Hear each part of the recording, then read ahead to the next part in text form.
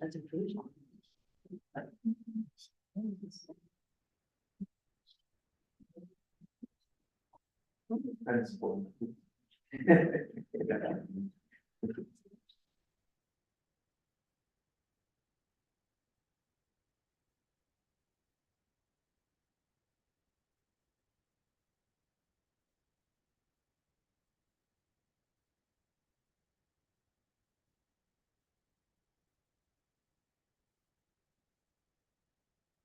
Or too quiet. Too quiet.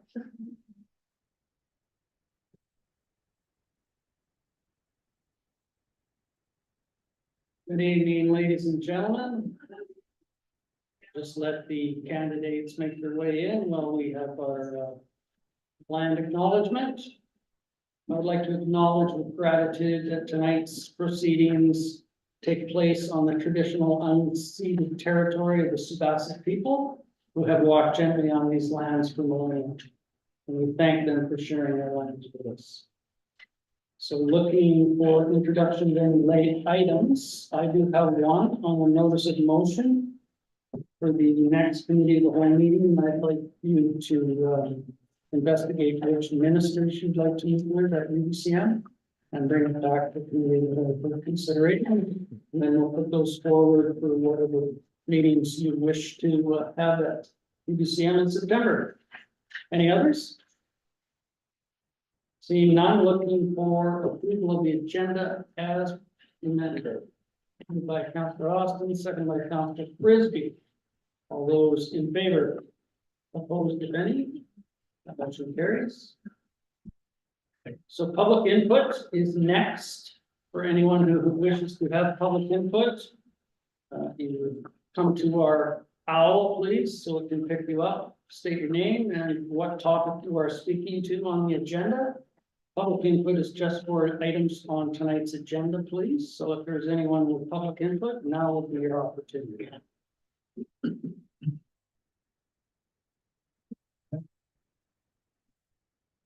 Terry Hale, speaking on behalf of Lakewood Manor, Couch and Lake Elder Care Society. And just want to give a quick report and just appreciate the opportunity to do this. Our society has been together for a number of years, up to 9 years. And we looked at 2014, and by the time 2015 came along, we had formed a society. And for 9 years, we've been working on a project, Lakewood Manor. Some of you are familiar with that. You may have seen our reports and some of our information concerning a 30-unit building that we would like to see done just behind the library itself. This unit, 30-unit building, when it's done, will be able to house just a number of people just in a variety of different ways. And we're just grateful that we could present to the town this idea, this vision.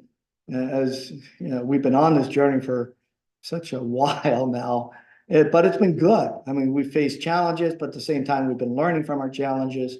We've applied to BC Housing for funding. The first time we missed out on that. We learned from that, and then we applied again when it became available. And again, we missed out. But this time we missed out by just a smidgen. And so we're working on that now, and we're just so grateful that we can put this together. You know, we got a great team, and it's been a team that's been working hard. They're volunteers. We've been putting in hours, going all through all of the process to make sure that we can come up with the right application for BC Housing. The reason why we're going with BC Housing is just to make it affordable for our seniors. That's what this is about, to make it affordable for our seniors, and with the hope of keeping our seniors here in the Couch and Lake area. So thank you for your time. And I just want to give a big hand for you guys and for the our members as well. So thank you guys. Thank you very much. Any further public input at this point? Come on up, sir. State your name, please, if you would. Ryan Allen, owner and all the residential homes surrounding that area. To me, I would like to see something go ahead. I'm just really opposed to the height that this final development we're proposing is going to come out to. 50, 60 feet tall.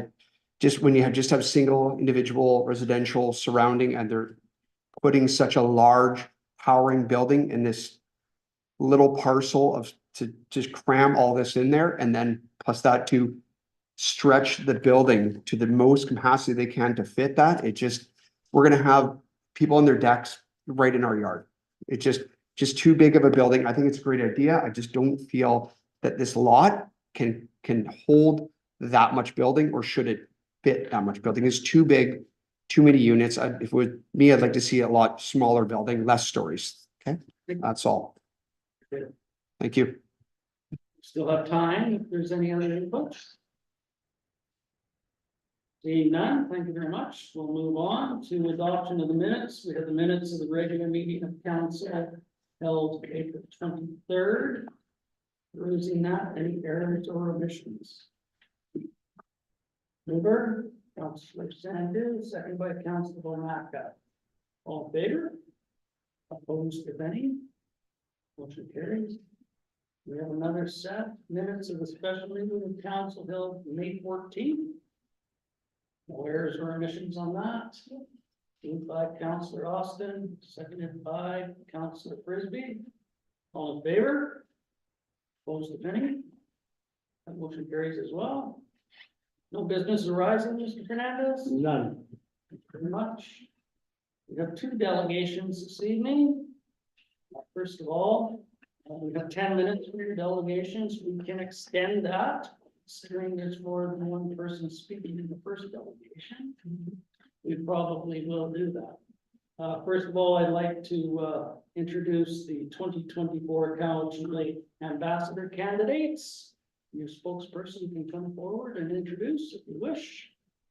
So we are all taking a turn to the class, and we'd like to all walk up there. Come on up. Okay, how about there to do the, The owl will pick us up right in the front here. okay. That's good then. Mine's at stop.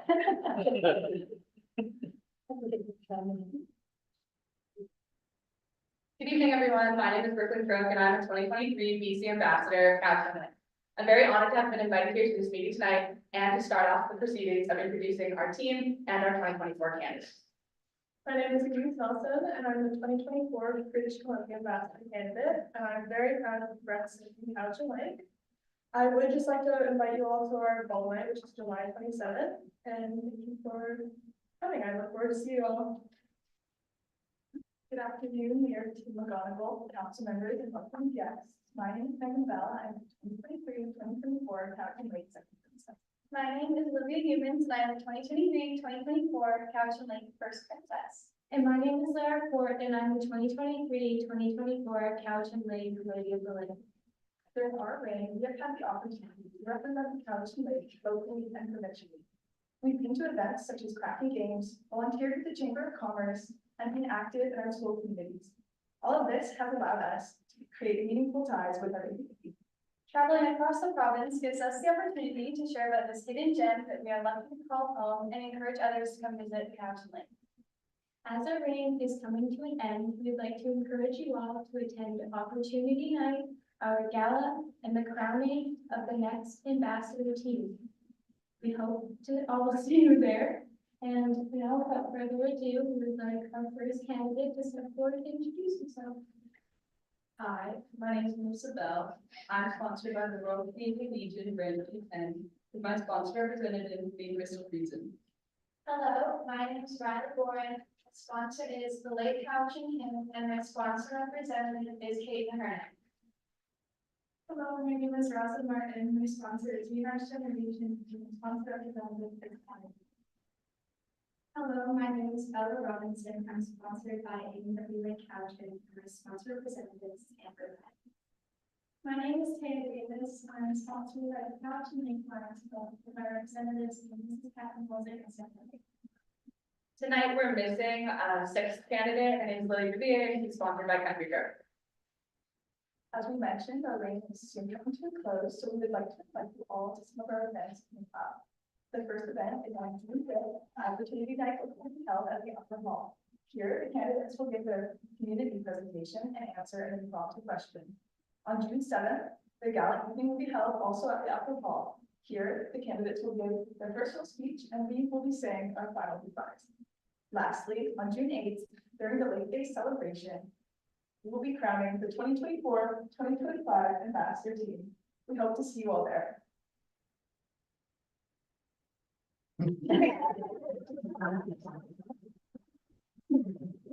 Before you leave, we have a pin for your side. And I have a question to this year's ambassador team. Do you recall when you presented to council the first time, Yeah. how nervous you were? There. And how much you have grown in your speaking skills in that time? It's amazing to watch the growth and to see the insightfulness of young women come forward and young men. We did have a gentleman last year. As great ambassadors to the community, we thank you for representing us this year. Thank you very much. Thank you. Just walk back through. Oh, yeah. Can you take one? This is my second. You'll stay seated in the recording. Yeah, sure. Okay. Row the team in the middle. Let's you start here. Right. Row. And then row. And then on the other side. Yeah. Okay, and then get close to each other, let me know. Perfect. Riley, don't hit me on there. Thank you.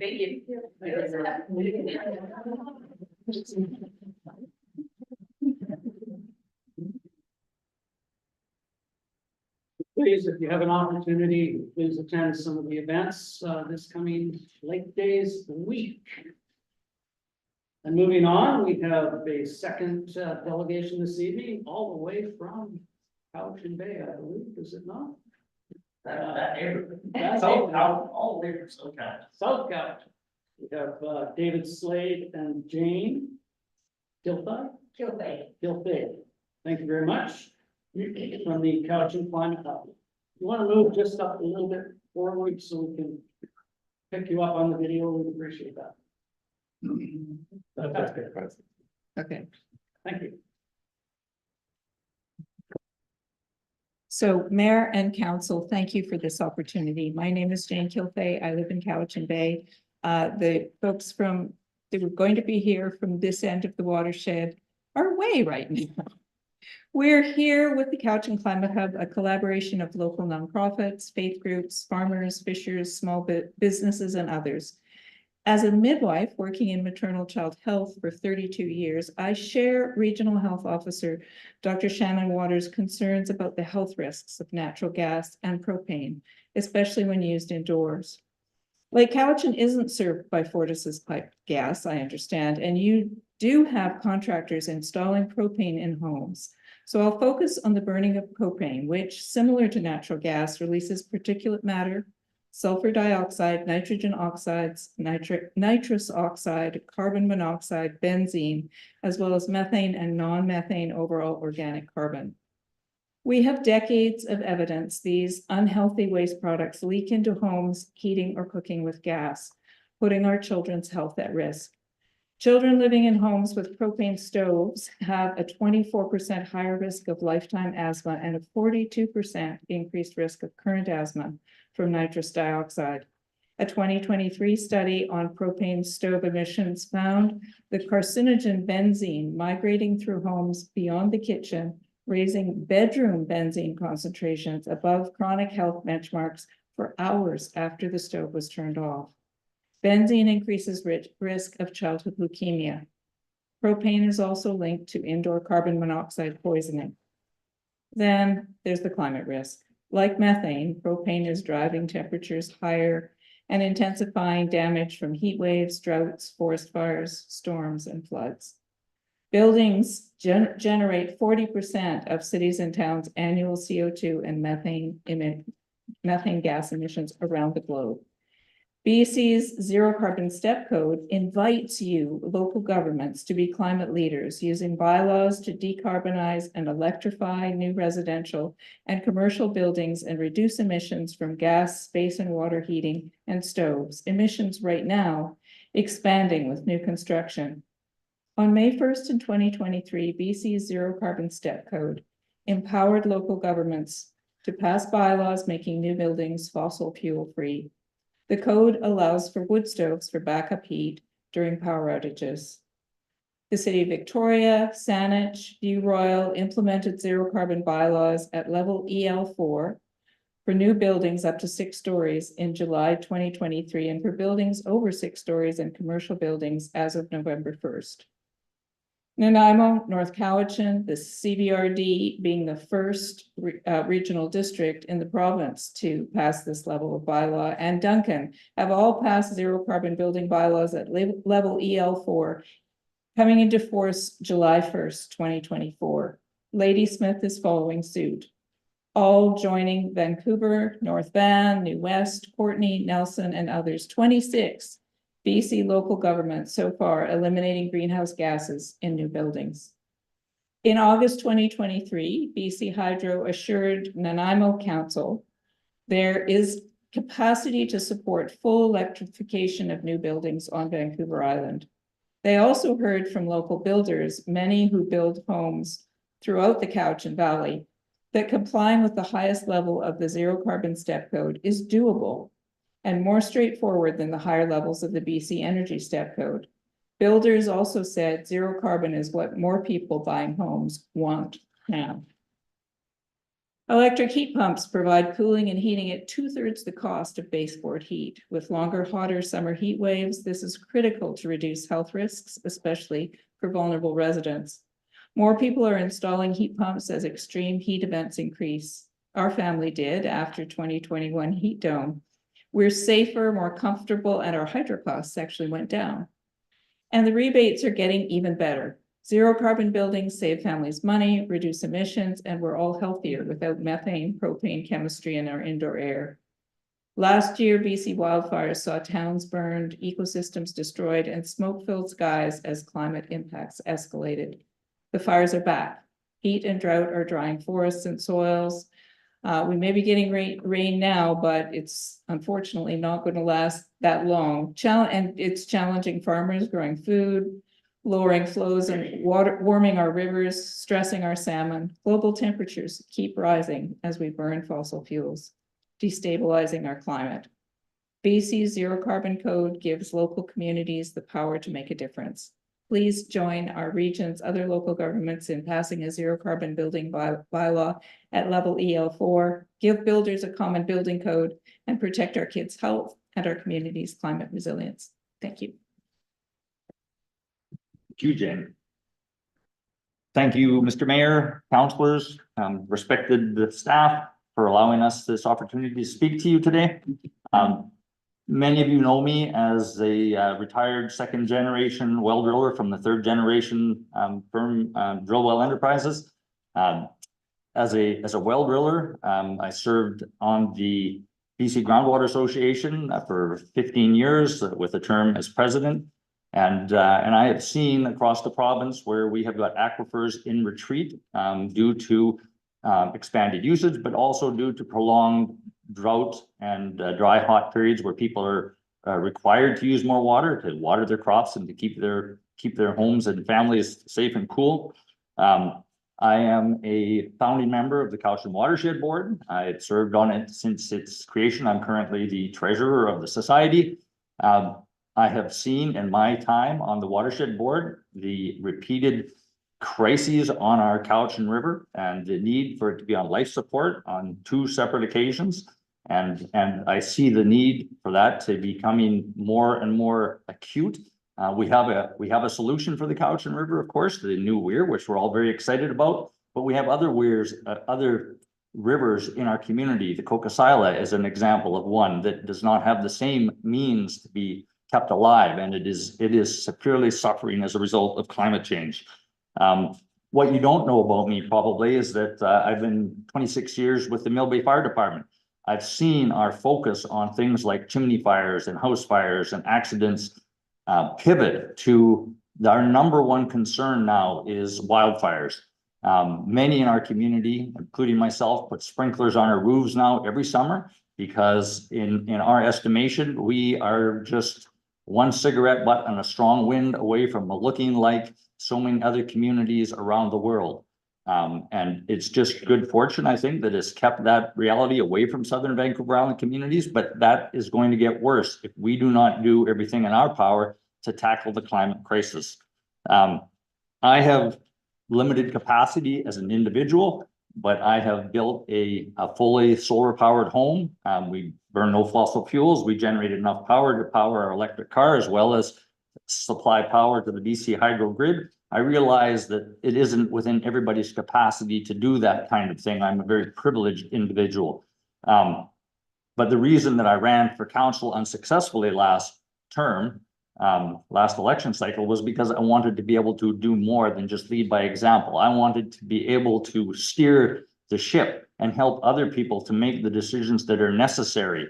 And out of all of the things that I am and have been, the most important one, I think the one that comes with the most responsibility now and into the future is the fact that I am a grandfather to 7 lovely grandchildren that are growing up in this community.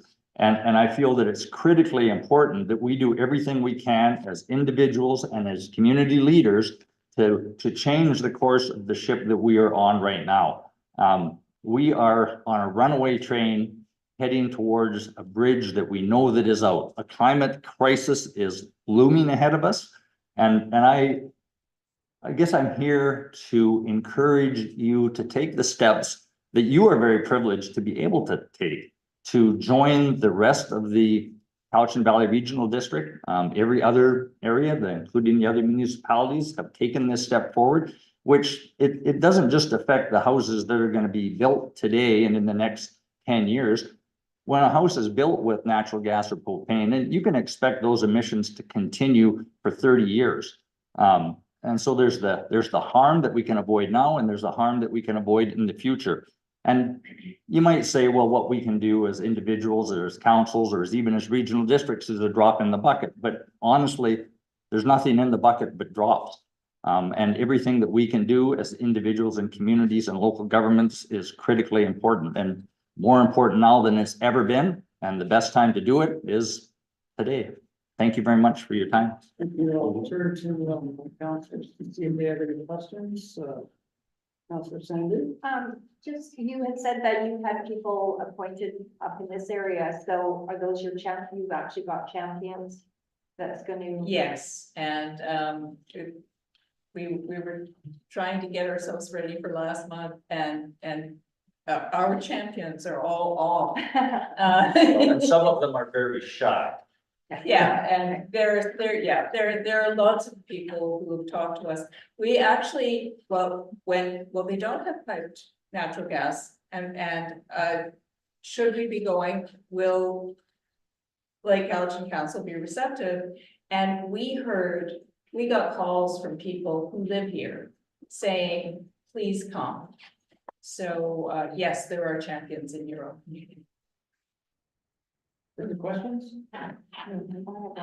Okay. So the next step then for council is to bring something like this forward as a bylaw, to reach out to the other municipalities and regional district that have implemented this a bylaw, and then us look at it and whatnot. And so that's basically now is what the next step is. That would be our ask. Yeah, that's correct, and we got, without soliciting it from one of the organizations that's organizing people to have conversations with councils, looked at the North Cowichan bylaw and said it's a model, so it shouldn't be a big hard job.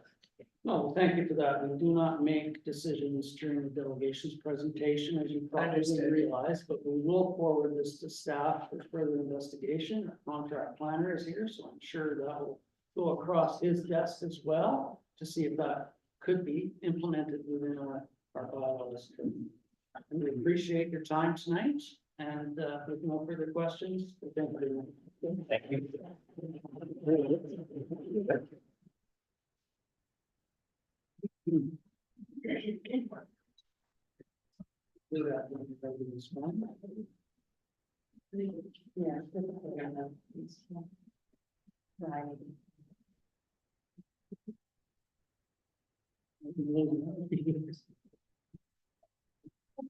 Moving on, we have a couple of correspondence action items, from the College and Lake Kinsman.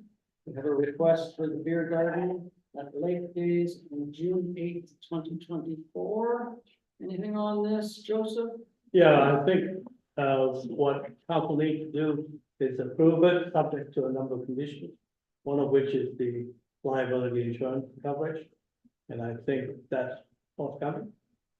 And I don't think the time indicated here is something that council would be opposed to. Right. Councillor Sandy. So I did receive an email from Stephen Hernick from the Kidsville Club that they do have the liability insurance, and I will forward that to you. Looking for a recommendation from this table, moved by Councillor Austin, seconded by Councillor Frisbee. Any further discussion? All in favor? Opposed, if any? Motion carries. Thank you. Next piece of correspondence is from the Lake Cowichan Firefighters Association regarding a contract for use of fire hall at 3 North Shore Road. Joseph. Yes, the association is looking for permission to use the facility for their events. And basically with that approval, then they can go forward and get the required insurance. Okay, any questions or comments? Councillor. Yeah, to our CAO, you can correct me if I'm wrong, was the original intent was so that they could have personal events for themselves or For the group, for the members, yeah. for the members? And so what type of assurances are there for the town's liability if there's alcohol on the premises Yeah, they have to provide the liability insurance to cover those. holding the town? Yeah, okay, thank you. Councillor Frisbee. If I may, I think this action is to provide the town more liability coverage so that they're operating as their own society rather than what's going on at the moment. Okay. Moved by Councillor Sandu and seconded by Councillor Austin. No further discussion? Call the question, all in favor? Opposed, if any? That motion carries. Thank you very much. Moving on to reports. We have, committee of the whole. I'll move to Councillor Austin for that report, please. Thank you. I'd like to move the minutes of the committee of the whole meeting of May 14th to be accepted with the following recommendations. That the committee recommend approval of a donation of $150 be made to the Lake Cowichan School for its big fish production on June 17th and 18th. The next one is that the committee recommends the 2024 grants and aid in the amount of $2,350 be approved as follows. BC Conservation Foundation, 750, Cowichan Lake River Stewardship, 350, Lake Cowichan Barraware, 250, and the Take a Heights Foundation, 1,000. The next one is that the committee recommend approval of the Lake Cowichan Fire Department's incident report in the amount of $9,588.18 for March 2024. That the committee recommend that the request to the town on the matter of the feline feeding stations be denied. And that the committee recommend that Councillor Frisbee be delegated as the town's representative to coordinate a meeting with stakeholders and local retail establishments on the matter of sunscreen and its use in the Cowichan Lake and River. And that concludes your moving those. It does. Seconder. Councillor Bomack, repeat everybody. All in favor? Opposed, if any? We'll go to the video in a minute. That motion carries. For Cowichan Lake Recreation, I'm going to turn to Councillor Frisbee for this report. Yeah, we had a meeting yesterday, 2 things we went over. There's an MOU between the Katsa Lakeside Players Society and the CBRD for the community halls use. That's a 5-year agreement. The big one was we approved a new recreation fees and charges policy, which puts us in line with Kerry Park and Shawnigan Lake rec centres. It also offers hourly rates instead of a 2 to 4 hour window. Our rates are slightly less than the other centres, trying to encourage people to come up this way. And that wraps that up. I'm not sure when the next meeting. It'll be 2 months, so July. Something to add? Just regarding the rates, regarding aligning Cowichan Community Center, Cowichan Lake Rec, and Kerry Park, is that they want to, over 3 years, align where our rates will be 95% of Cowichan Community Center and Kerry Park. So I asked these questions, how do you think you're going to bring people up here when it's only 5% cheaper here than it is in Duncan?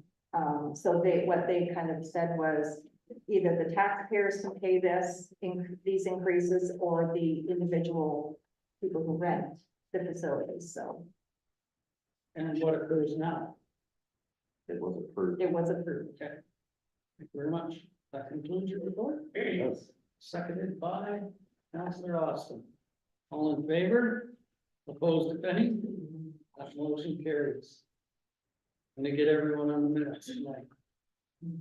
Vancouver Island Regional Library, anything to report, Councillor Austin? The next meeting is actually June 8th, which is late days, and I said, we're gonna be in the parade, so we will not be zooming in that day. So the next meeting will be, I think it's September or October. They're doing 4 a year rather than 6. But I'll get minutes from that if there's anything going on. Okay.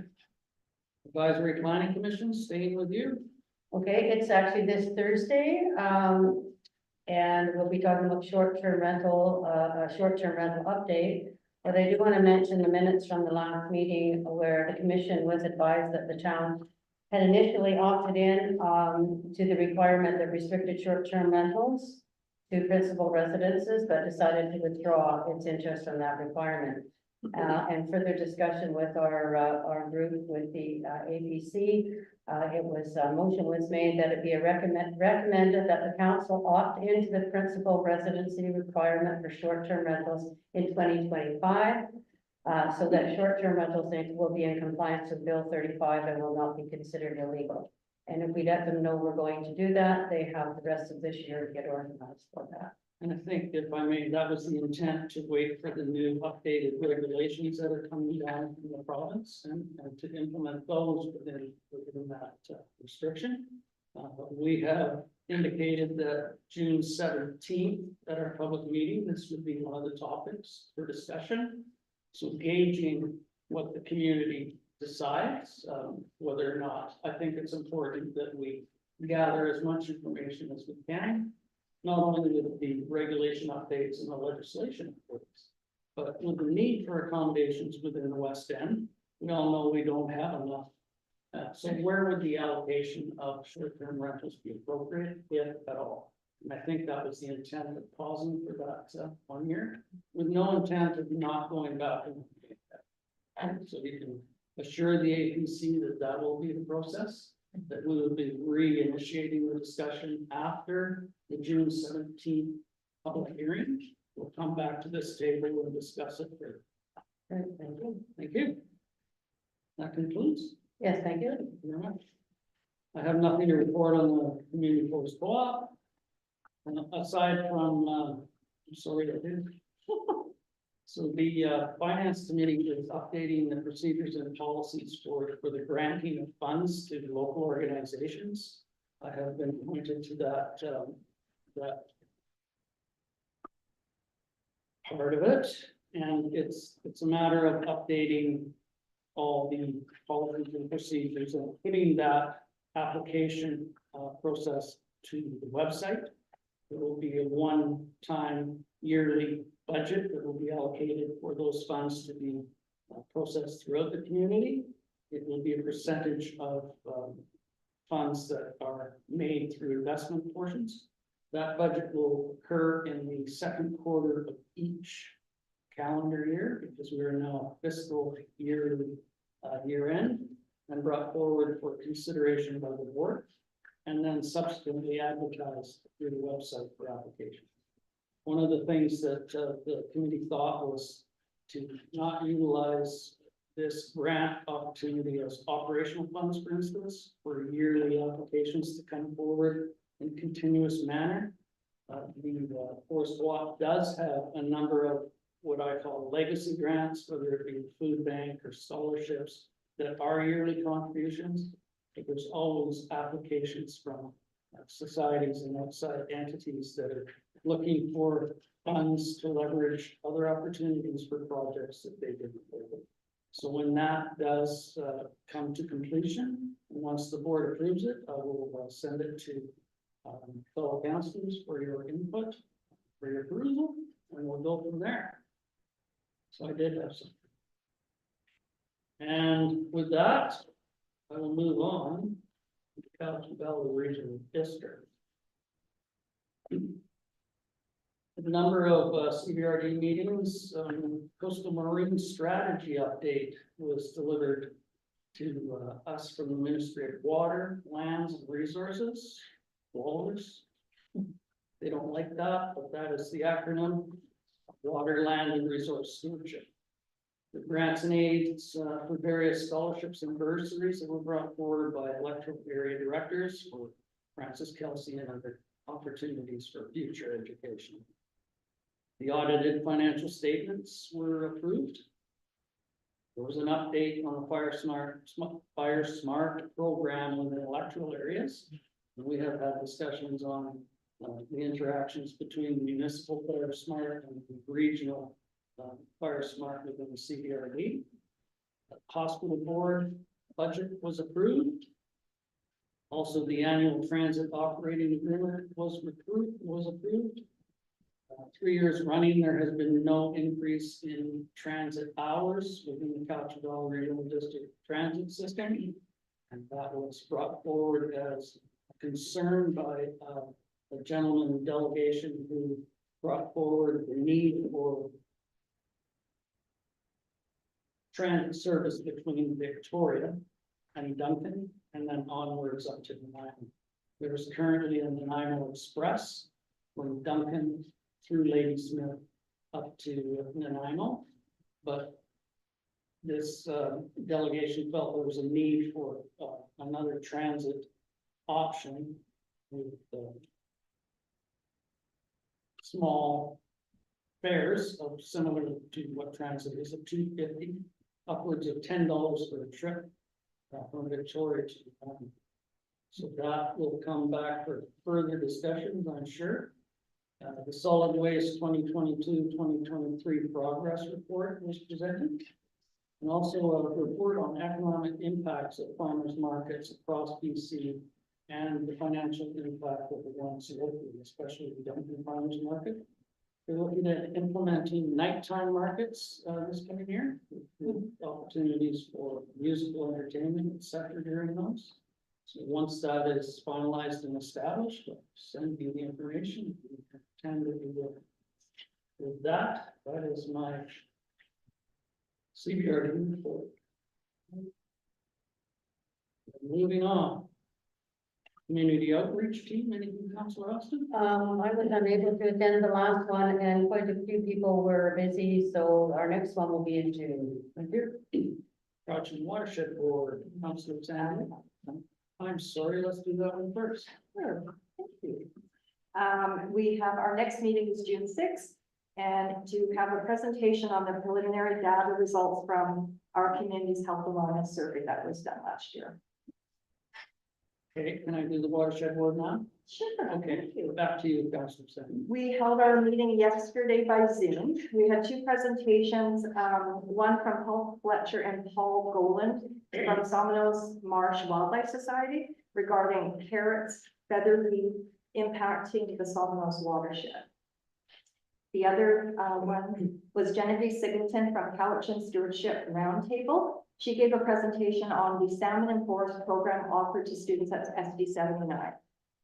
And we have a tentative date for the Lower River cleanup on August 24th and 25th. We had our Hulkaminum watershed sound lesson yesterday from Councillor Christopher Alphonse from Cowichan Tribes.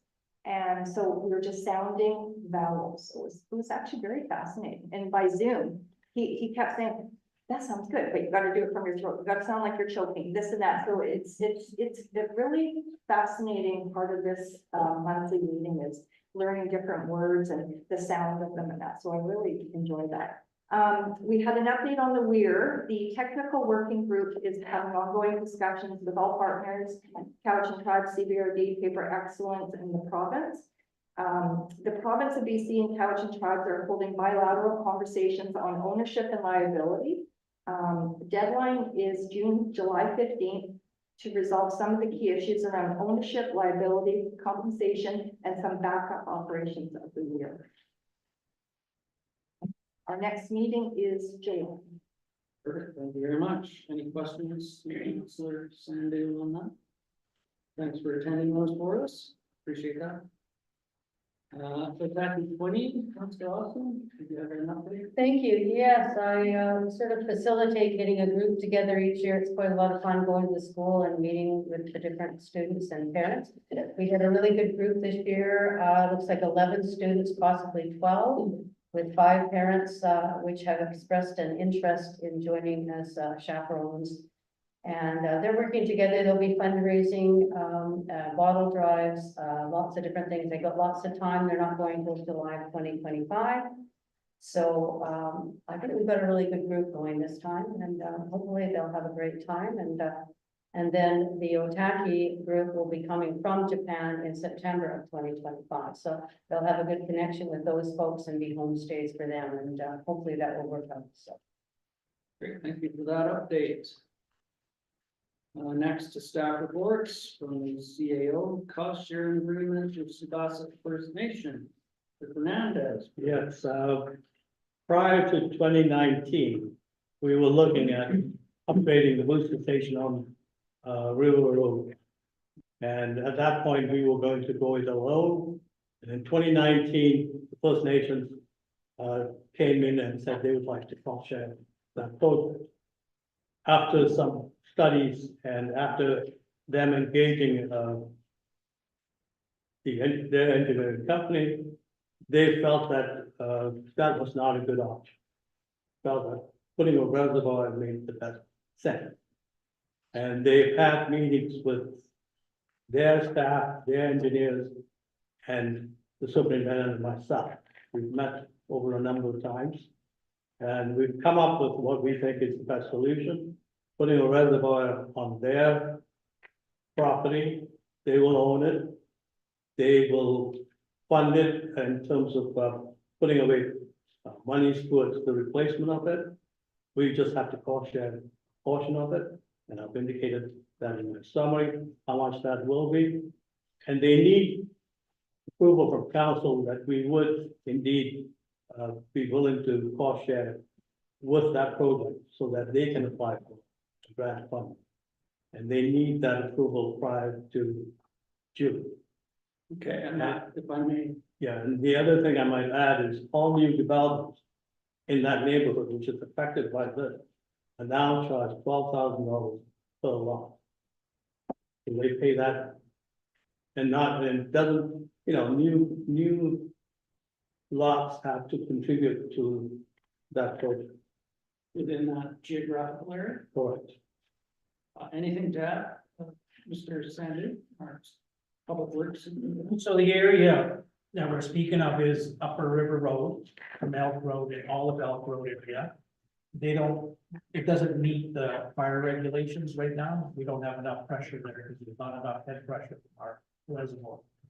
And the booster station isn't adequate to do that. It was a makeshift, the booster station, when it was done, we still don't have proper fire protection. When this reservoir gets put in place, it's gonna sit behind our reservoir a little bit higher. So it'll give enough pressure to increase all of River Road, all of Elk Road, and give it proper fire protection. If I may, the water modeling showed that there is insufficient fire flows within that area. Correct. Our first indication was to update the booster station, which still would not have been adequate fire flows for those residents within there. It would have been temporarily adequate, but then with a new As new development. builds would deplete that. Um, and it could have an impact on insurances, fire insurances within those neighborhoods, once the fire flow rating is up to standard, is that correct? Okay, any, you want to get the recommendation on the floor first and move the discussion, somebody want to move that? Councillor Frisbee, seconded by Councillor Bonacca. Now I will turn for comments or questions. Councillor Frisbee. I'm all for this partnership and what has been set out by the engineers as far as cost sharing. I'm just wondering why the 25 free hookups have been included in this negotiation compared to what's been put on the table, because from what I understand, it would be at 2024's rate, that's an extra $375,000 That would work up to. that we work it out to that. So is this a crucial part of this negotiation? Because from what I understand was their first phase, we also donated a number of connection hookups as well. Yeah, this does not affect the large North Shore Road. It's only what's happening within the core area, which is where the town, where the municipal office is, or rather the band office, and the area around that relate to housing needs for the First Nation. And this will be over a 30-year period, so it's not like it's gonna happen tomorrow. Just to follow up, so on the North Shore properties, how many connections were they gifted on that? That was around 21. So about the same. So that wasn't for clarity, that wasn't initially agreed upon. That was what happened afterwards. So yeah, to me, I think that the deal, as far as cost sharing, the 730,000 makes sense. $41,000 a year to maintain this. But the connection fee hookup, I think, is just the cherry on top. That this is too far to go. Sandy, I am in support of this agreement, and it's like Councillor Frisbee, my concern was in the initial first phase council, there were no charges laid for GCCs, and I know that was an error on our part, but I do have a concern with, that we waiving the connection fees for 25 units. I don't think we're in the financial position, to be giving that, at this time. any further discussion? I think, just clarification, it's not DCCs, we cannot charge DCCs. No, but it to our is First hookup. Hookup charges. Which is fine, just a clarification. And I think within the community build out was what, the First Nation was looking for within their own needs assessment for those discussions and negotiations. So that is what came back between our staff and their staff as amicable middle ground per se. What happened in the first phase of North Shore Estates is hindsight, so to speak. We did probably, yes. So from there, anyone else have, yes, I would like to make amendment to this motion. Okay. That we remove, in addition, the town agrees to waive the connection fees for 25 units with the Spots First Nation as the First Nations community core is built out over a 30-year term. So I'd like that removed. Okay, we have a second on that, moved and seconded. So on the amendment, discussion on the amendment. Question to our CAO, will this impact the reservoir going forward? I probably not. It's the financial contribution that they're looking for. For now, for 5 June. Any further? I'll call a question on the amendment to remove the 25 units over 30-year term. All in favor? Opposed, if any? That motion carries. So back to the recommendation. Without the 25 units, so it would read that the town confirmed to its share of the capital cost of $731,000 and will commit to monitoring the operation of the proposed reservoir. And that's where it should end. Are you fine with that? Mover and seconder. Any further discussion with Council Frisbee? Good. All in favor? Opposed, if any? Motion carries. Thank you very much.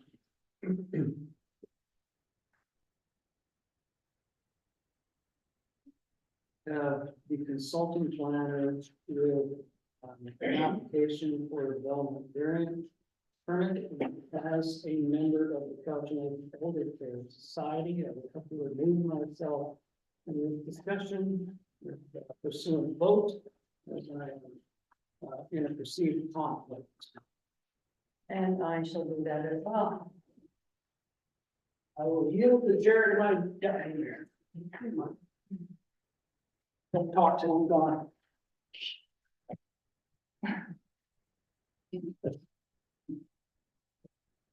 Mr. Fernandez, would you like to?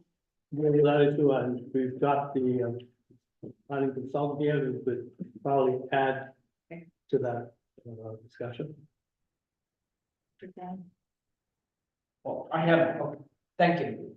I'm not going to repeat or summarize the staff report here. What you have is a combined development permit, application and a variance, and the development permit covers a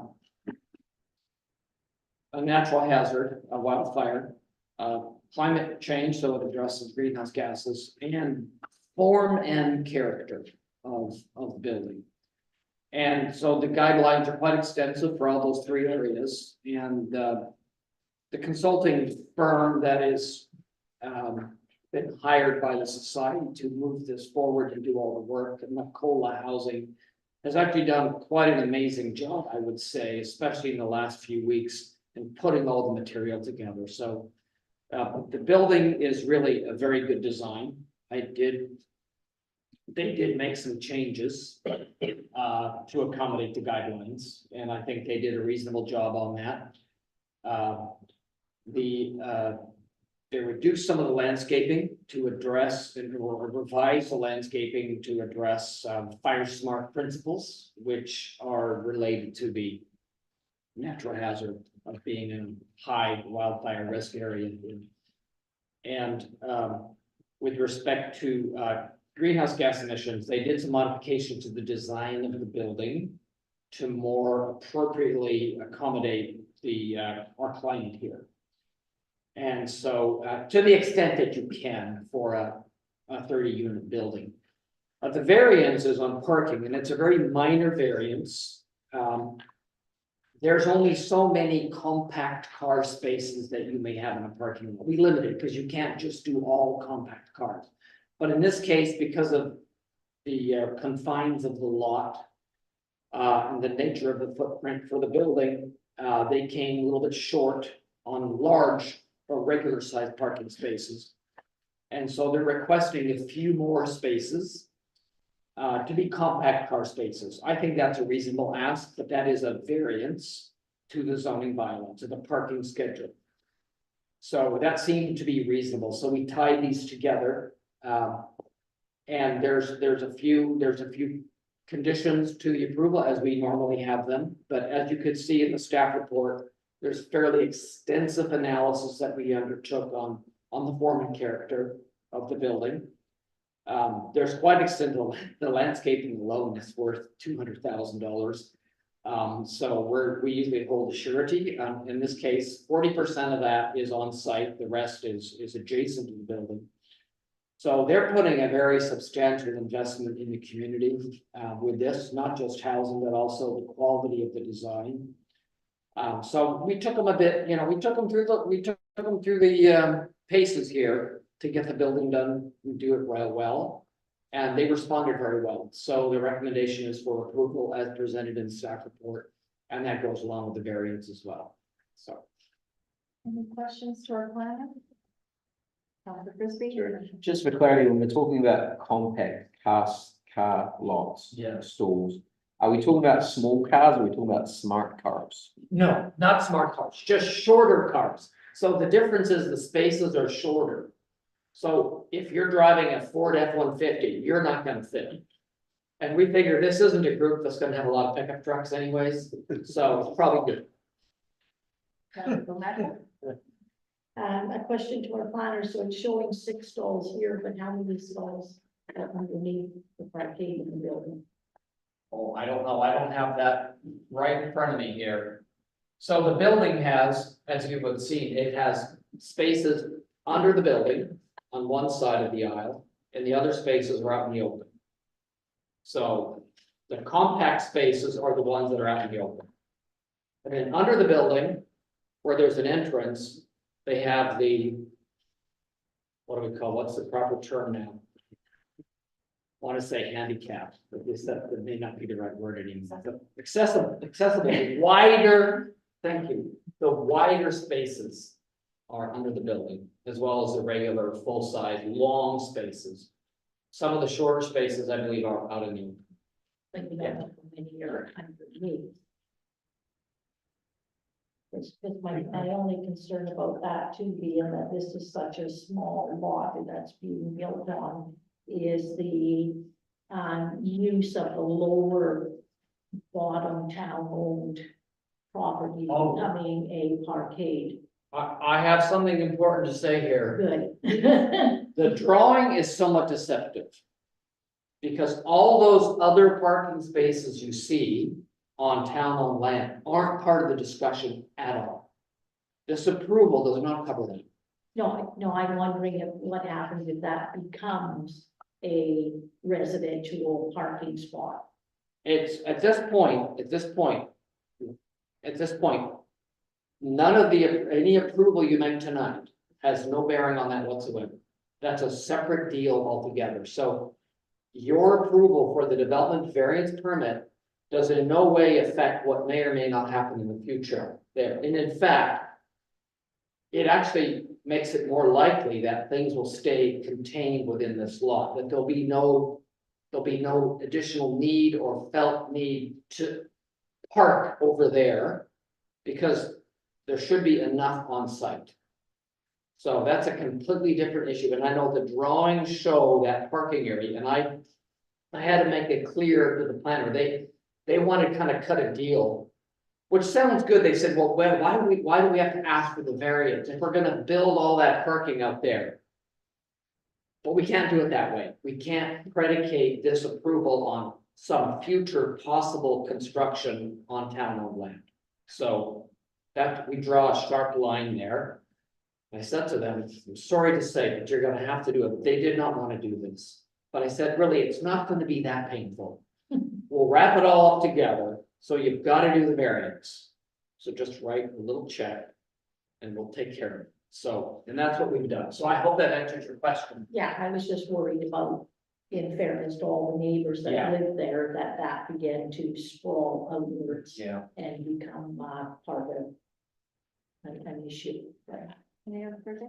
Yeah, since we've got you here, we just wanna, about the concerns brought up by Mr. Allen. From what I can see of the layout, the parking lot is on the side, behind his property, so the building is not being built directly on his property. No, It would be a parking lot back. the parking area goes as far back as the building does. They're side by side. Yeah. Yes. And then the parking lot is kind of sunk into the ground. Okay, and Right, that's and where it- it backs on. yeah. It backs onto the Mr. Allen's property, is that right? Yes, it does, but the parking, what I'm saying is the parking level is below, Right, yeah. right? So when you if you enter the parking area, as you drive forward, as you move forward, the land rises. Yeah. So by the time you get to the back end of the property, the parking lot is essentially completely submerged at that point. Just one follow up. So as far as the height of the building, it looks to me on the drawings, it's 3 stories plus the parking garage. 4 stories plus the parking garage, but this design obviously falls within the zoning, right? Yes. That's all I have. So read out Need the a mo- recommendations, A motion to approve. motion to approve. So can I have a motion? Councillor Brisby, seconder. That's it. Any further discussion? All in favor? Carried.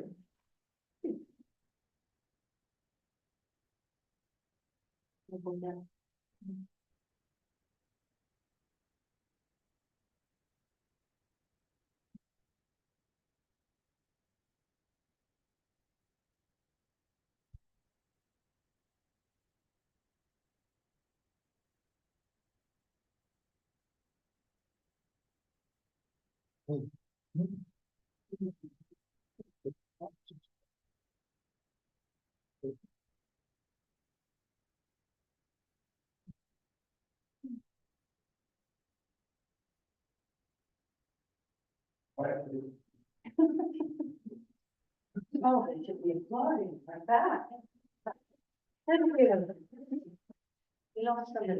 Taking that. What was gonna do? Just call it a minute here.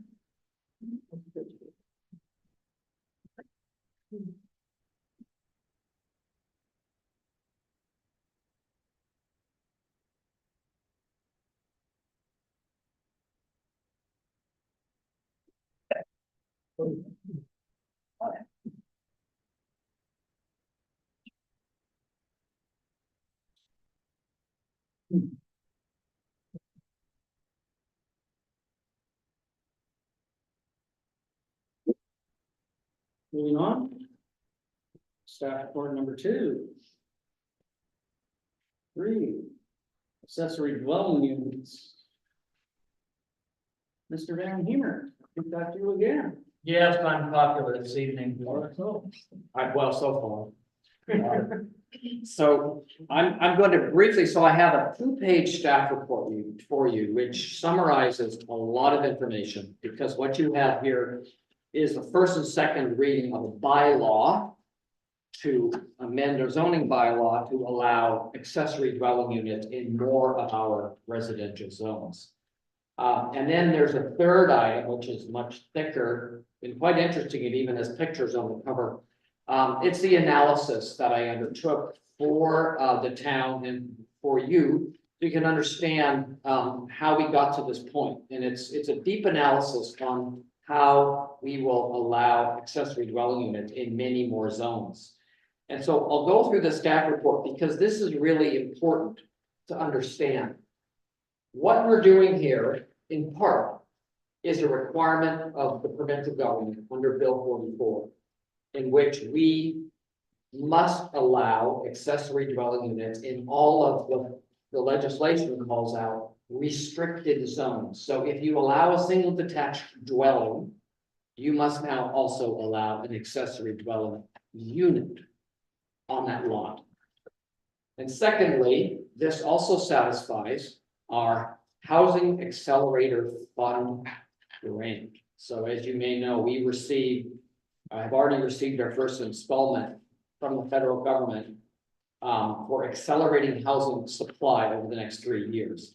And so one component of that is accessory dwelling units. This is not a big number, but we told them we would try to achieve 2 more than the usual business. So not a lot, but the total is 20 of all types of houses. But the accessory dwelling units, that component of what we said we would try to accomplish under the grant was 2 more units. So typically we would have 3 units. Basically, over the last number of years, there have not been that many. So under the normal condition, we would have 3 built. We are going to try to do 5. I suspect we're going to do even better than that for a number of reasons. And one is because of what the provincial government's requiring us to do under Bill 44. We're putting it in all the zones. So what's happened here is right now, accessory dwelling units are permitted in R3, R5, and that's it, actually.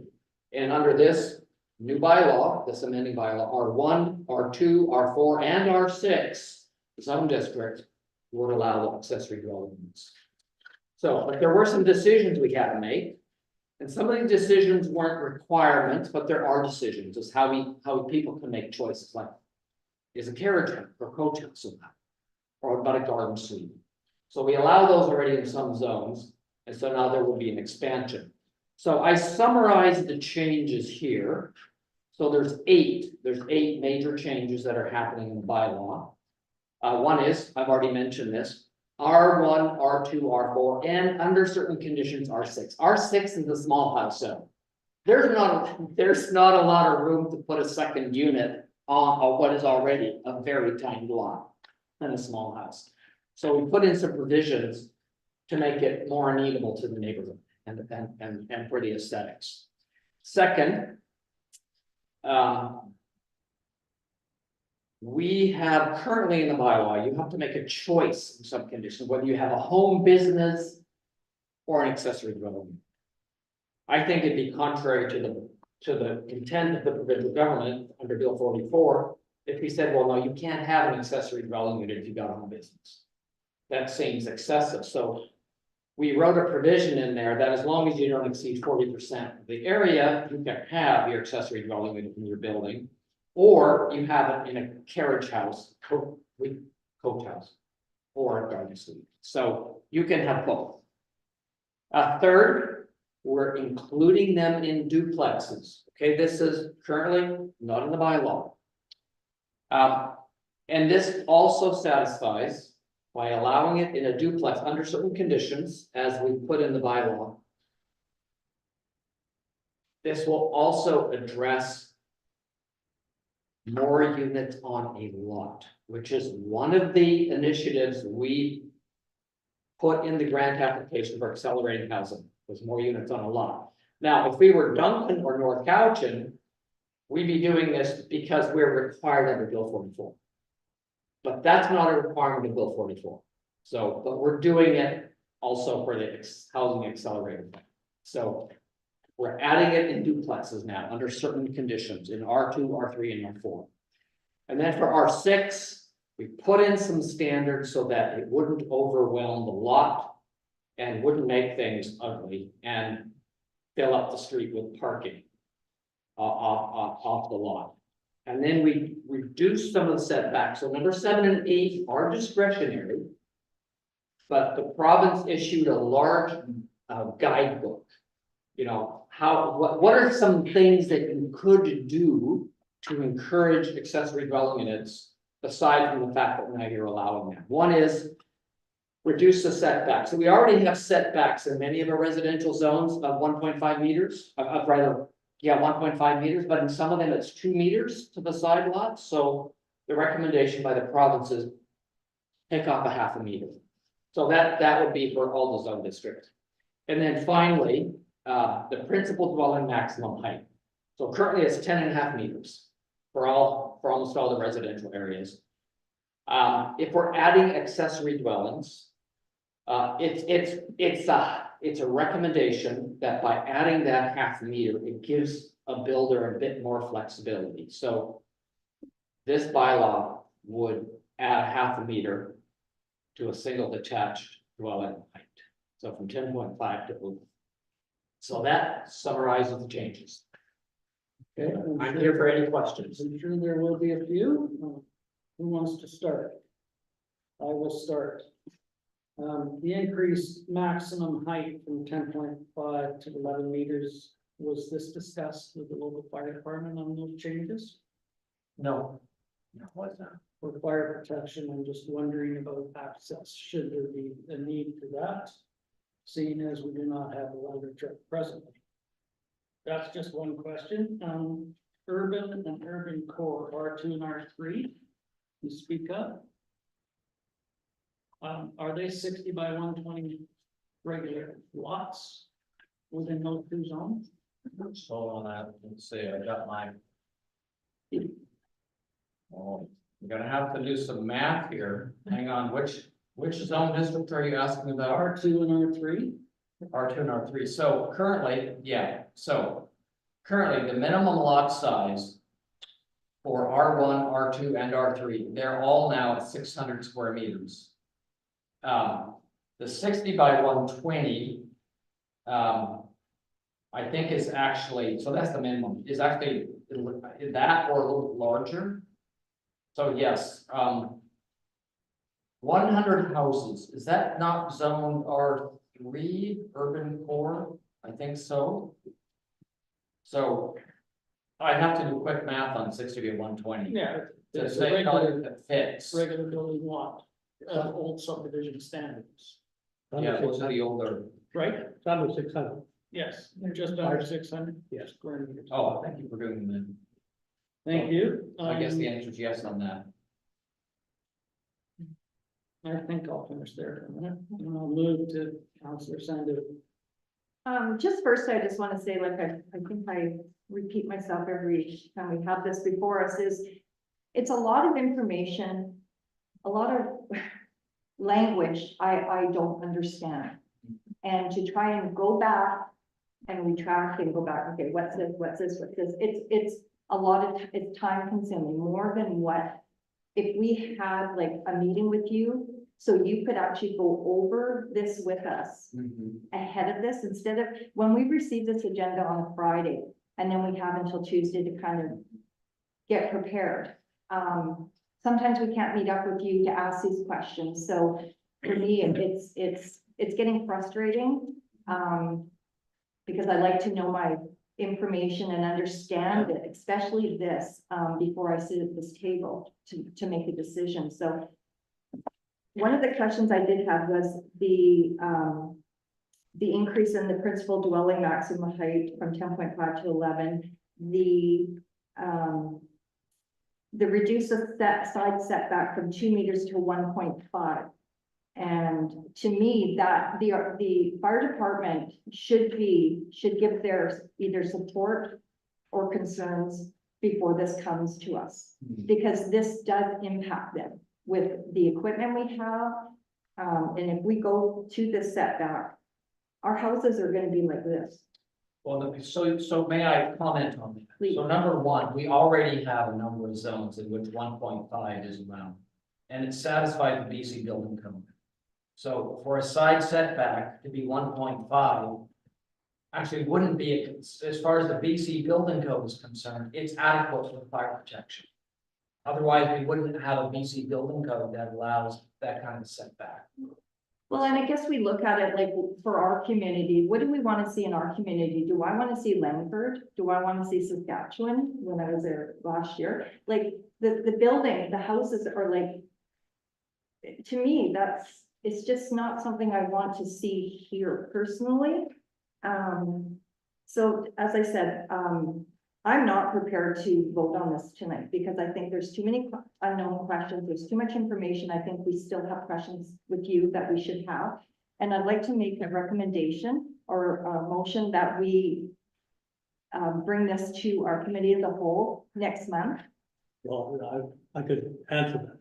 The province requires that this bylaw pass before June 30th. So you don't. By when? By June 30th, so you've got, 30th. yeah, so it's plus the second So we- reading today. And then you've got a whole bunch of time to deal with the detail between now and the next reading. So why couldn't we postpone this to the committee of the whole and then try and have a meeting with our planner, those who wish to meet with him to go over this? Yeah. And then it would be passed at the regular meeting in June. No, when you give it first and second reading, Oh, right. it's not being passed at all, it's just putting it on the table. And you've got a whole bunch of time to call a special meeting if you want between now and the next meeting to deal with any changes you want, and then adopt it in the last meeting in June. Yeah, Councillor Austin and Councillor.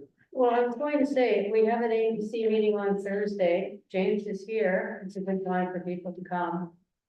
Are you here all day Thursday? No, he's only here for the meeting.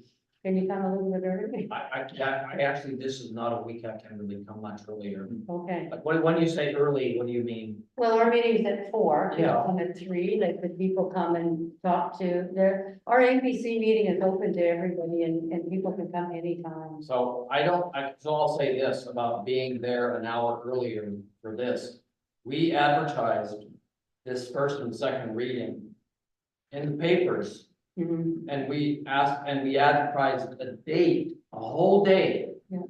Last week, in which people could come in and talk to me or Joe. Yeah. Nobody came. Yeah, well, I didn't personally know about it, that. Well, I understand. It's not about the counselors. This is about the general public. So the general public didn't show up for the whole day. So I'm just saying that me coming an hour next week Thursday, who would be there? Who would? If our council wants to. Oh, if our council. If they want to come and discuss, is that okay? Yeah, well, I would suggest even better is to do it prior to the next committee of the whole. To have him come another day again? Yeah, well, he will be coming anyways, so come in that particular day, the afternoon, and you can probably then deal with the details. Cause it is complicated, and I've been on the APC for a while, I don't understand everything either, but we're never going to, because we're not town planners, but we, just the basics and the trust that he's following the building code and these rules and regulations are within all their communities, so. But if that works out, that's fine. Part of the frustration is these regulations come down from senior levels of the government for us to implement, no questions asked. And here's what you do. And so we struggle with our autonomy of our local communities by being told that in some areas you can put 4 units on a regular building lot. And it's frustrating that they don't accommodate, any funding for the services needed for these increased densifications. So and we did get the accelerator fund, but that's not gonna put water and sewer. Is it? No, if I may, Absolutely. these are actually, the zoning amendment bylaw basically spells out the requirement. You're not obligated to follow those requirements. You can have setbacks and that you want. You can just leave a single home and not add another building, or not even put in a suite in your house, so that the option is yours. But this bylaw just gives you the ability to do additional stuff. And we all realize that we need more accommodations within the town, but it should be smart, progressive growth. Not to have every lot have 4 houses. And that's the concern, yeah. May I, when you're done, may I say something about 4 lots? Absolutely. Or 4 units on a lot? I just want to make it clear. That level of requirement, like the 4 units on a lot, is not a requirement upon us. No. Okay. Within transit corridors, it's within other. That's right. So North Cowichan, they've got to do that. So they're going through a little bit more challenges than we are, because not only do they have to do the accessory dwelling units, they also have to do the more units on the lot. But we will be doing on a voluntary basis, based on the grant, we will be exploring that this year. You will have a bylaw coming forward also on more units on the lot, beyond the accessory dwelling units. I'm just letting you know that will be our voluntary consideration, based on what we promised to the grant. Yes, and don't get me wrong, we all know that we need more developments, but to be told to do it without any financial assistance is frustrating. It's more downloading from senior levels of government on the taxpayers, on the property tax system, which is an archaic way to try to gain funds to accommodate what we need to service people. Sorry, I had a conflict with Sorry, a couple. Just through the planner, are we required under Bill 44 or the Housing Accelerator Fund to permit the ADUs on duplex dwellings? Are we No. required to do that? No, we are not. So, well, yes and no. So number one, my understanding is that under Bill 44, I may now have to double check. My understanding was we weren't required to do it for duplexes. Yes, yeah, correct. But the duplexes, because we're doing accessory dwelling units in one piece, I thought it was reasonable for us to consider it now. We are to consider it under the Accelerated Housing Fund. Yeah. So under that program, we have promised to increase the number of units on the lot. So I believed it was reasonable to take that here when we're talking about accessory dwelling units. So yes, so no to Bill 44. It's not a requirement under Bill 44. But yes, it is something, it is an element of what we have promised we would do under the Housing Accelerated Fund. So can I just pick back up on that? And then the same question for the setbacks have gone from 2.5 to 1.5 and also some maximum height. Are we required under Bill 44 of the Housing Accelerator? No, we are not. Now, that is detailed in my report, and I can appreciate why you wouldn't have necessarily read No, I or didn't. absorbed every single paragraph. But that is a discretionary, that is a matter of discretion. So the 1.5 meter setback is our choice alone. 10 to 11 meter height is our choice alone. It's not necessary. Per either the Housing Accelerator Fund or Bill 44. But I selected it as one of the items we could consider because in the extensive guidance given by the province and looking at what other communities are doing, it was suggested that these are two little tweaks that could be considered to make it easier to fit an accessory dwelling unit or in a building. So that's why they're there. But they're not, those two are not mandatory. Gonna come more. Okay, I'll see to Councillor. Just regarding the limit of the ADU type to a basement suite only, is that for new builds only then? Yes, so R6 small house, we only have two areas where that's being developed. We have a few of them south of the river, that's where they first showed up. And it was an accommodation for what used to be a commercial zoning for cottages. And then there's a few on, is it Oak Lane or Needle, what do we call them there? Is it Oak Lane? Oak Lane. The subdivision now, there's gonna be three or four of them. Subdivision's been approved, the road's in place. So that's the only other place we have them. And I'm trying to imagine how a suite could be added inside of an existing small house. So this, and maybe this isn't the right direction, but I'm trying to do what Bill 44 is requiring us to do. And do it in a way that still maintains the character of the neighborhood and the house. So that's why I'm trying for basement only. Good for now. Councillor Omaka, or was it Councillor Austin? No, I'm the head. You're good? Okay. Councillor Omaka? So I, just for clarification, so let's take the one that's on Oak Lane, for example, with there were units on one lot. No, those are 4 houses, 4 lots on Oak Lane. On Oak Lane, there's even, yeah, but there's one, land there with 4. Because they're four lots, they're been subdivided. And so we've got 4 Oh, lots, so it's one 4 half house. lots. Yes. Okay, so it's not 4 units all No. on one farm, 4 different owners. Okay, so now when somebody puts in, an ADU, whether it be a coach house or a garden suite, is there the, hookup charges, the ECC That's already charges? been paid, and if they're putting in 2 units, side by side, they'll have to pay another DCC. And I think I asked you before, and so when somebody puts that second unit onto their property, then they're basically the same as a duplex, so they'll No, be charged. Yeah, if it's within the facility, you don't charge. But if it's a separate, like if it's a side by side, then we charge them too. So if you put a coach house in, you don't get charged DCCs, If it's a separate unit, yes. if it's a separate unit, and then you do your taxes then? Yeah. Become on the 2 units or et cetera, right? Yeah, and the services for garbage. Yeah. Et cetera, okay. And so the only other concern I have is that if these do go forward and you have a coach house, a garden suite, et cetera, how do we stop those from becoming vacation rentals?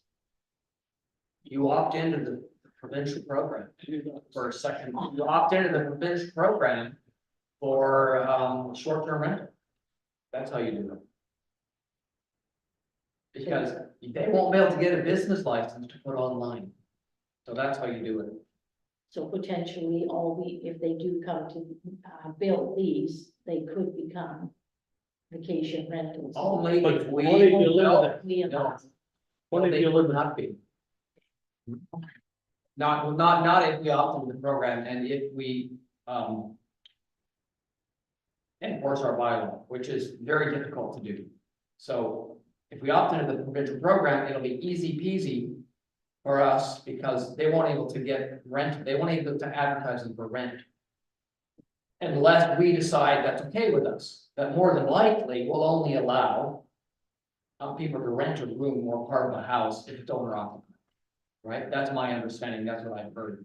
But to rent whole suites or whole houses, that's a whole other thing, right? So the intent here is not to create a supply of more short-term rentals. Absolutely not. So. Okay, you're good there? Yeah. Member Frisbee? Yeah, just in your analysis, in the R5 single detached and duplexes, you recommended a increase from 9 meters to 11 meters, but I didn't see that in our bylaw recommendation. That hasn't been moved to our bylaw, has it? No, let me see, what did you say? What did you catch here? So it's the R5 single detached and Yeah, duplex from 9 to 11. it's, okay, I told you I read everything. that's good. That's a good catch. So that That is. Good grief. 9 to 11. but that hasn't been moved. Oh, that's because, right. That's right, so that's your good catch. So that's to make that consistent with all the other ones. Which is, it's a good. But that hasn't been moved to our bylaw. I don't see it in our bylaw, the recommendation. It hasn't been moved from your analysis to what you're recommending. Oh, it's not in the, oh, your point is this showing up here didn't show up in the bylaw. Correct. Oh, good reading. Okay, so that's actually. Okay, thank you. First and second reading. Well, you make sure you do that. Yeah, don't Yeah, just on the duplexes being limited to corner lots or in internal tandem parking. So would that mean we would have parking in line with separate tenants, or would that be the same tenants? Well, probably the same tenant, so that, You'd hope so. yeah, yeah, So that's the idea behind it. yeah. So the idea is, as soon as you put suites in a duplex, you've now got a lot of cars. Yeah. And you've got, and you've got an aesthetic issue. So this does limit the number of places where you can actually do this. The corner lot where you do the tandem parking, you've got to be very careful on building design and the positioning of this. So the idea here was yes, let's put our toes out here in the water to try accessory dwellings and duplexes, but we gotta have some rules around it. So yes, the corner lot, and as I point out in my little analysis, I identified some other communities that are doing it this way, so I didn't just make this up myself, I poked around a little bit to see how this was working.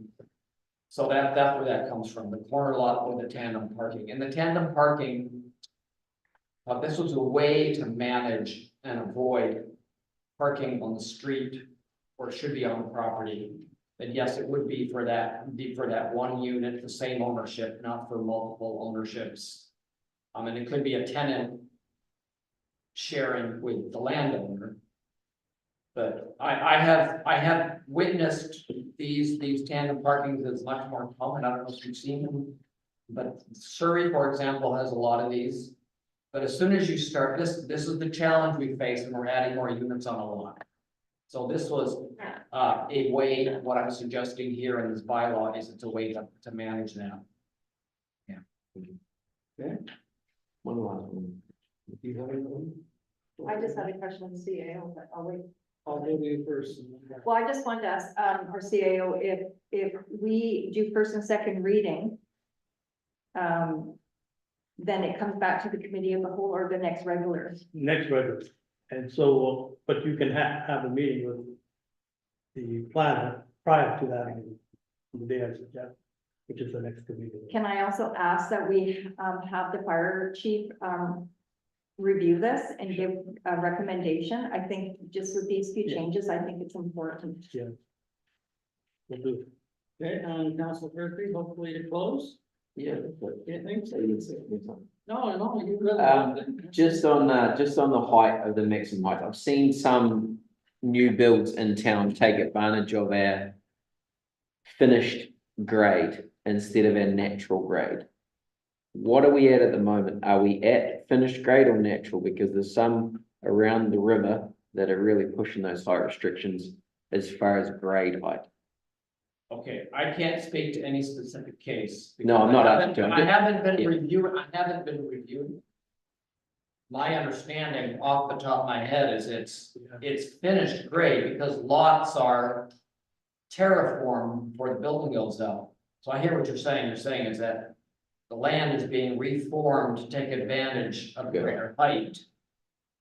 Because the natural grade where you started from, yeah, it becomes what the finished grade is. Yeah, I'm pretty sure that's consistently done. I know that some, sorry if I may, I know some conservative communities do have that natural grade. So I think there's probably certain areas in town where we could go natural grade, just not to push it. Obviously, if we're on a hillside, finished grade like makes a lot more sense, but maybe something we could visit in the future. Discussion. So, I think the intent is to move first and second reading of this. And further discussions with our contract planner and the fire department on some of the concerns that have been raised tonight. So who would like to move first and second reading? We'll wait till the bottom. Do you want me to just kind of give you a little? Yes. Yeah, the town of Lake Couch is now obligated by recent amendments to Bill 44 and the local government act to amend our zoning bylaw 1055/2021 to accommodate accessory housing units on parcels of residential land with restricted zone, which we have now. In accordance with the new provincial housing legislation under section 464(3) of the local government act, the town is prohibited from holding a public hearing on the bylaw. So this bylaw is not going to go to a public hearing. We had a public meeting, public session last week, as the planner suggested, I had mentioned, and nobody came to it. The purpose of the proposed zoning amendment is to bring the town of Lake Carlton into compliance with the new provincial legislation by ensuring that every zone restricted to one single detached dwelling as the only principal permitted use must now also permit an accessory dwelling unit. Bylaw 1104/2024 here is for first and second read. But council may want to know is you can give it first and second reading, and if there are any changes contemplated, with the next meeting, we can amend it and then give it to Okay, everyone okay with that? Yeah. And this is, different than the primary residence short-term rental, where, certain communities below a population of 10,000 had that option. This is not an option in Bill 44. All communities have to abide by Bill 44 regulations, if I'm not mistaken. Yeah, and because we have under 5,000 people, it's not a restrictive on us. Right. City of Duncan, North Carolina Right. have to. And they're taking into consideration those communities that have not met the housing needs assessment targets. Yeah. Apparently, we have not done. So. Okay, so moving on, shall we go to the bylaws then? Yeah, I just did that. And I will look for first and second reading. I think Laura had her name in her hand. Councilor Maka, Councilor Sandu. Okay, any further discussion? I think we've talked this one. Can I just, I had a thought in mind. Oh, no, go ahead. I would like to see this bylaw moved forward without the, without ADUs being allowed on duplexes and the reduced setbacks being taken out as well as the increase in the maximum height. And you can bring those concerns to the next deliberation under third reading and make those amendments at that time. Thank you. You're very welcome. All in favor? Opposed, if any? I think the contract planner has heard some of our concerns, and we look forward to it coming back with some input from the part. I think that's important when we look at the forest fire interface that we're within at a higher level. We have to do whatever we can to protect. Yes, please. Just infer down the road, if there is a public meeting with our planner on these sort of things, could council get an email just that of a time Sure. and, just so we could pop in and, I would love to have some tea. and I would love to know those dates. You don't really get it. Under bylaw B. Town of Lake Cowichan zoning amendment 1105/2024, Mr. Fernandez. Yeah, bylaw 1105/2024 is the zoning amendment bylaw, which deals with an added use to the former premises that we occupied on King George. There is plan to put in a private school there. Moved by Councillor Sandiv, seconded by Councillor Austin. Any further discussion on this one? You've all seen that the Montessori group is building there, or refurbishing that. Joseph, And this will be subject to a public hearing. this one will. Okay, all in favor? Opposed, if any? Thank you very much. In hindsight, I think we have a couple of updates from councillors, and we'll do it under new business. Councillor Omaka, first of all, just to do a short little. Yeah, is to ensure that our public works puts the Pride Parade up at Sable Park. Yeah, the Pride Parade, sorry, up for June kickoff to Island Pride. Lots of activities going on all between June 1st all the way through till August. With the notables being June 2nd is Ladysmith. June the 9th is the 9/0 Pride Parade Festival. And then we'll go all the way to June the 23rd, which is the Cowichan Walk and Festival. Victoria is July the 7th.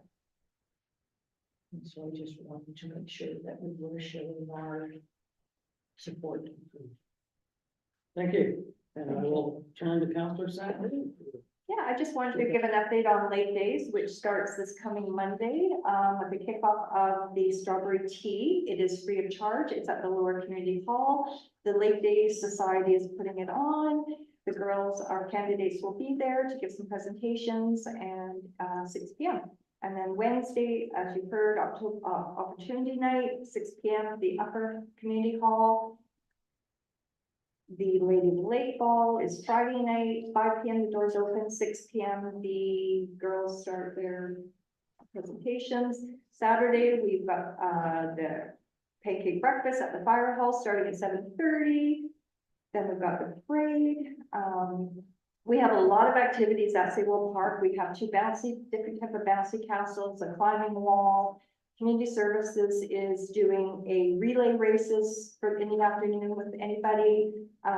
We've got music set up. We've got a beer garden. We've got 3 different food trucks. We've got Taco Revolution, a pizza one, ice cream. Jake's at the Lake is doing hamburgers and hot dogs. So it's going to be a great weekend. And Sunday is and the town barbecue. Why am I forgetting that? Saturday, 6 p.m. Sewell Park. You have to purchase your tickets at the Town of Lake Cowichan office. They're $10 each. We have a maximum of 300 stakes, so you want to get your ticket early. And then Sunday we have Ducky Derby. Lake Cowichan Minor Hockey is doing a road tournament, and I believe Jake's at the Lake will be doing hot dogs and hamburgers. So it's going to be a great weekend. Thank you. Yes. I just had a question about strawberry tea. Is it still just for it used to be just for seniors? I think we just opened it up and For anybody, it's free whoever of shows charge. up. Exactly, just to kind of reboot it and. Okay, well, people know. Thanks. Great, thank you. And I would like to do just a short mayor's update, if you'll bear with me. I know I said I was going to do quarterly reports, but I would at least do a short update tonight. Council would like to acknowledge the many volunteers who have stepped up to reinitiate the Lake Day celebrations, as well as those involved with the Lake Cowichan Ambassador Program. Good luck to this year's candidates. I would also be remiss if I didn't mention the Kin Club and Connect Club for all their involvement during Lake Days. All these groups and many others have gone above and beyond to ensure all involved enjoy the week-long celebration. Myself and Councillor Frisbee will be away at a conference during this year's celebrations and extend our support to the festivities in our absence. Councillor Sandu, as deputy mayor, has been charged with duties during our time away. She has also stepped up to volunteer with the planning of Lake Days, and thank you very much for that, along with other members of the community. Also, our thoughts for a speedy recovery go out to those community members who were affected in the recent motor vehicle accident. Your community stands beside you as your healing journey continues. And we would also like to wish all a safe and happy Lake Day celebration. Thank you. And we have a motion. So the next committee of the whole, if you can bring forward your suggestions for minister meetings at UBCM in September, we can get those off as soon as possible for that discussion. So think of which ministers you would like to speak to on what topic, and we'll get that background information sent off for those meeting opportunities. You can mention anything you wish. On Sunday, there was a post on Facebook that somebody saw smoke, Cowichan. And, so Jane First Ingram took a tour up there and they found that a campfire was not distinguishable. So what I'm asking is, at our next committee of the whole or moving forward, that we get back on track with our emergency planning.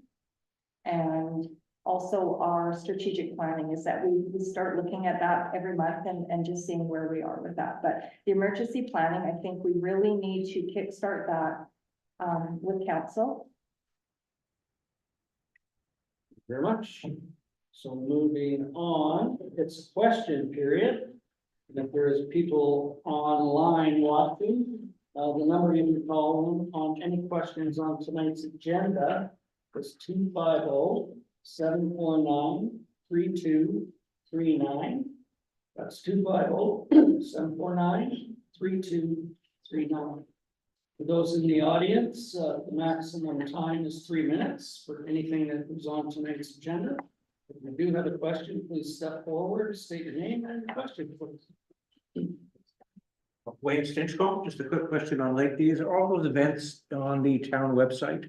Dates, times, places? I couldn't keep up with I it. don't think so, so I will work on that. There is a Lake Days Facebook page, but I will actually, tomorrow come in and get this stuff on our website. Thank you. Thank you. Any other questions from members of the public? We thank you for joining us this evening, and it's one of the largest audiences we've had. It's unfortunate that most of them are the County Elder Care Society records. But thank you for all.